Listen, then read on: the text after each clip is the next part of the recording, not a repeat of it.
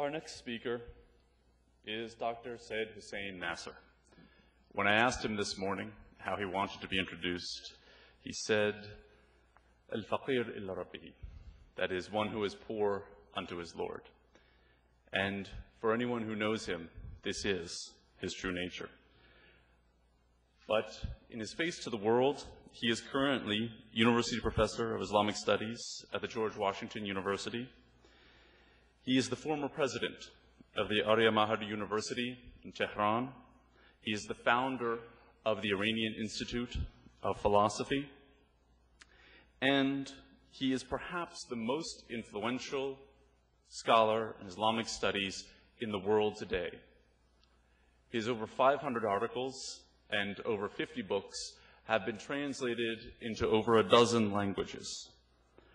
But I think more importantly for Dr. Nasr is the many dozens of students that he has trained, many of whom have themselves become great scholars in their own right. He has been doing this for 5 decades now, and as you will see when you listen to his lecture, that his words do inspire many to follow a path wherein they can blend both the understanding of our relation with God and the understanding of our relation with the world in harmony.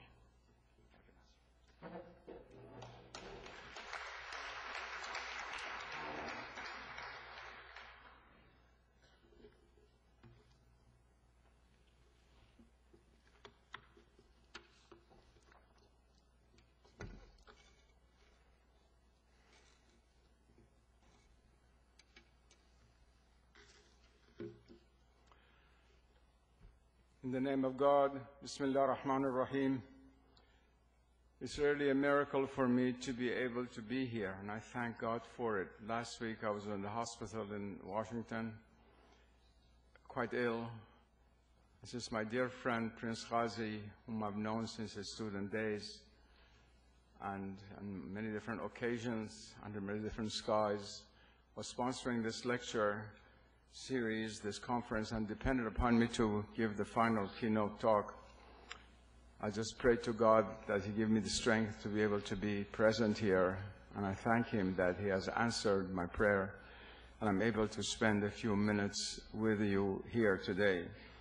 Let me say at the beginning, to love the neighbor today is very easy for me. I've not had the honor and pleasure of knowing Dr. Anderson before, but we have become friends.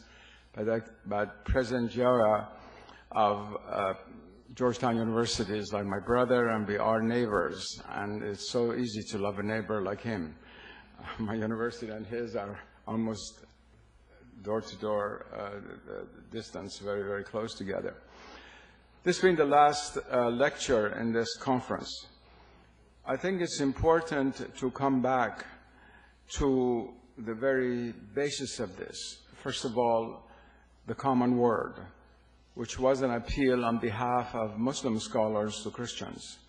And its background then was the Catholic Church and debates that were going on and are going on and will continue to go on in November in Rome concerning the relationship between Islam and Christianity. So it was actually an action taken from the Muslim side. And many people have spoken about the common word, but it has not really been mentioned enough what it means and why we took this verse from the chapter of the family of Al-Imran from the Quran to inaugurate this possibility of the closest relation possible between the Christian world and the Islamic world. Lest some of you have forgotten, let me simply repeat what this verse is.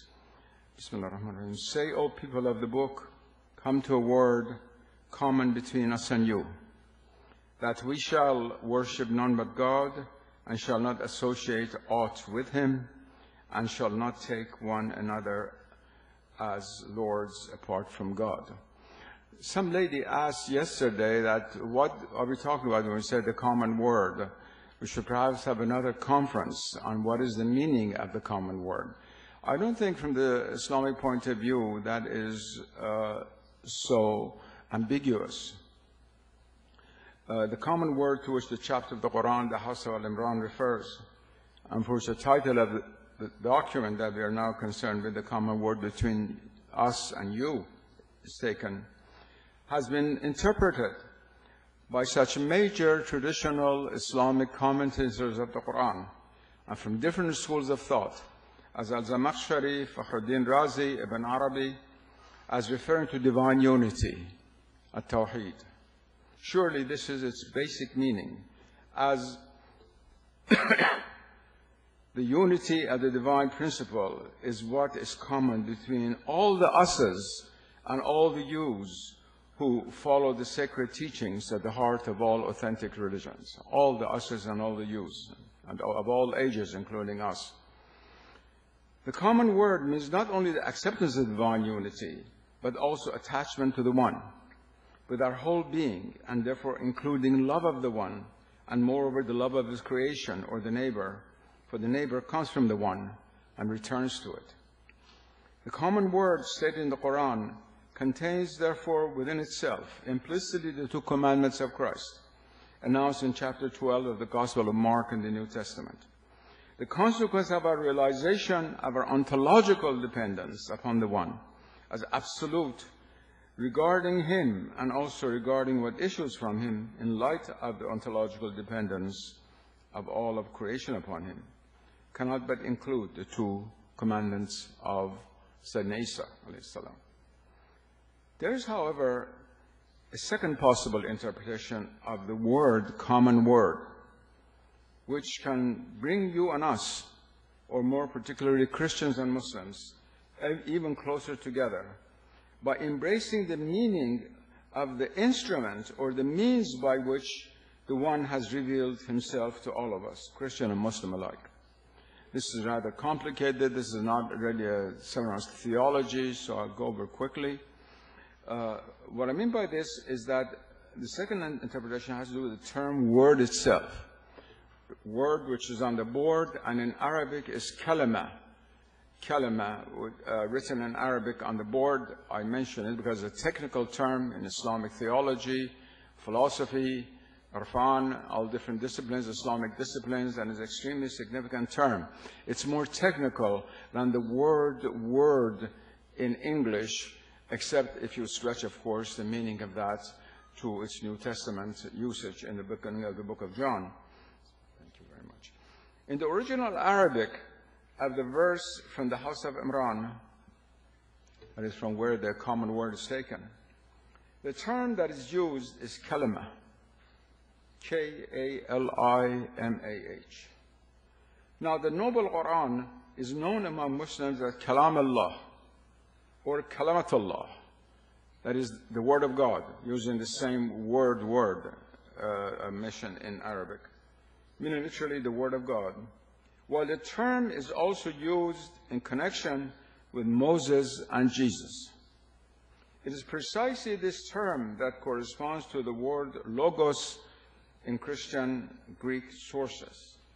Contrary to what some have claimed, the doctrine that the doctrine of the Logos exists in Christianity but not in Islam. In fact, it exists in both traditions, contrary to the address of the Holy Father at Regensburg last year. It was simply given false information by people who didn't know what they were talking about. Ibn Hazm is not the only authority of Islamic thought. The idea of the Logos, that is, what was translated from Aramaic into the word Logos, is very, very close to the word Kalima. So both of these exist with different interpretations resulting from the different receptacles which exist, each religion being meant to satisfy the diversity of divine manifestation, which itself is the act of God. As Islamic sources assert, كُلُّ يَوْمٍ هُوَ فِي الشَّأْنِ, that is, every day God manifests himself in a different state. And precisely this that brings about the different interpretations, not only of our understanding of the one, but of the kalima, of the Logos, who is the instrument of both revelation and, in fact, of existentiation, of what brings the world into being, as all the Christians know. Furthermore, while the Gospel of John asserts that it is by